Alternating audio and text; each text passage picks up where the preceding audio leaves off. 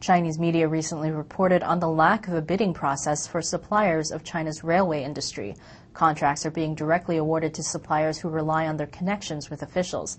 That's led to inflated prices and substandard parts.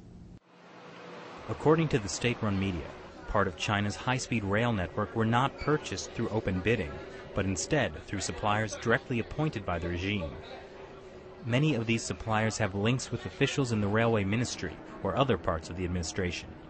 The supplier directory of the CSR Corporation, the company that makes the high-speed trains, reveals suppliers with obvious links to transport officials. For example, the ex-wife of the director of the Transport Bureau, Zhang Shuguang, imports vacuum toilets for the trains.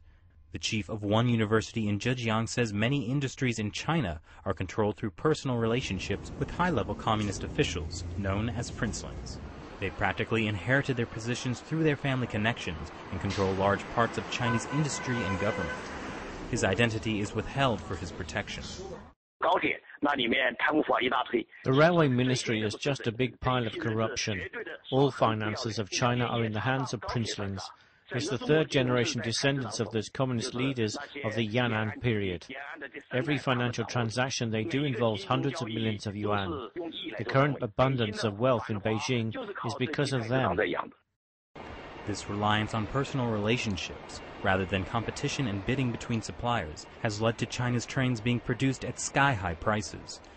Domestically manufactured parts now cost almost as much as imported parts. For example, the price of automated hand-wash basins for the train's restrooms was about $11,000. The faucet costs almost $2,000, with the entire restroom costing over $63,000 per carriage. Although the price is high, it is not clear where the money is going.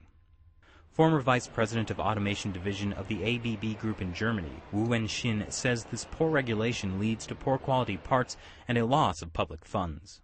In mainland China, I believe many places do not do things fairly or robustly. Even when inviting international bids, many irrational practices come about. The documents can be exaggerated, but in the end, when the goods are supplied, they are not the way described. No one is monitoring this or regulating it.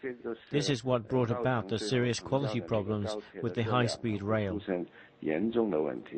In July 2011, 2 high-speed trains were involved in a head-on collision, killing at least 39 people. The railway ministry cited a faulty signaling system as the cause of the crash.